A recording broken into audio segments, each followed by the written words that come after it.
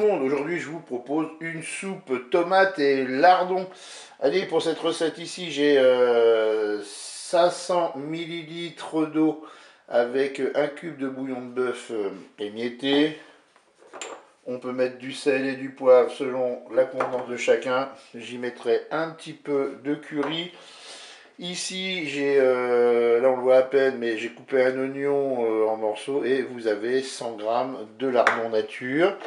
Là, j'ai 40 g de cheveux d'ange. On va épaissir un petit peu notre soupe, comme ça, c'est un petit peu plus consistant. On va mettre une grosse boîte de tomates pelées, hein, ça fait 800 g. Et puis, je rajouterai en fin de cuisson 2 cuillères à café de concentré de tomate. Et bien, c'est parti pour la recette. Je mets en mode manuel. Je vais mettre en mode doré. Et puis, qu'est-ce que je vais faire? Ben, je vais mettre tout simplement mes lardons et mon oignon dans la cuve du Cookéo.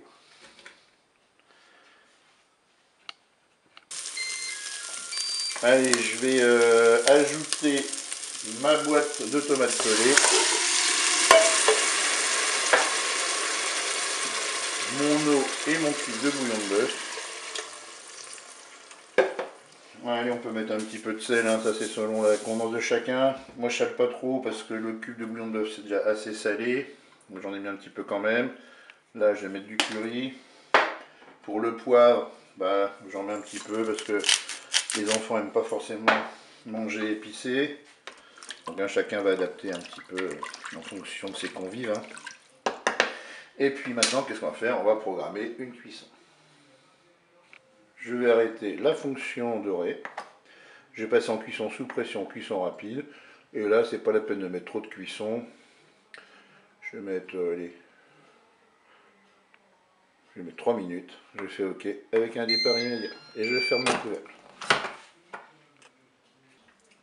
La cuisson est terminée. Je vais ajouter mon concentré de tomate. On mélange.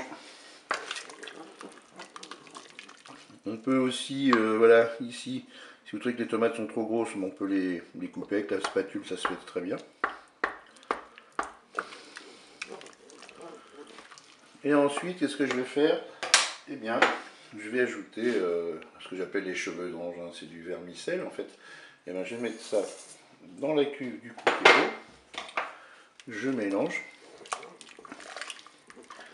Voilà, je vais fermer mon couvercle. Je vais laisser 1 minute ou 2. Et voilà, il ne me reste plus qu'à servir cela chaud. Je vous dis au revoir et à bientôt pour d'autres recettes au Cookéo.